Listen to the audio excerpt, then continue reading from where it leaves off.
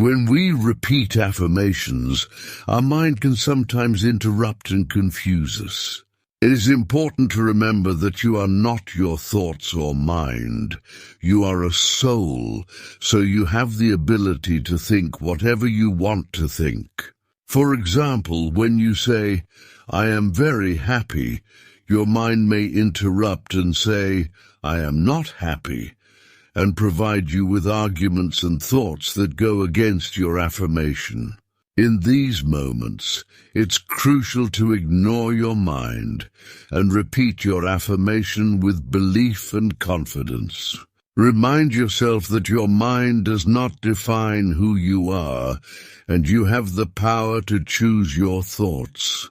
By consistently repeating affirmations with conviction, you can reprogram your mind to align with the positive beliefs you want to embody. This practice can help you overcome the interruptions and confusion caused by your mind, allowing you to focus on the empowering thoughts and affirmations that support your well-being and happiness.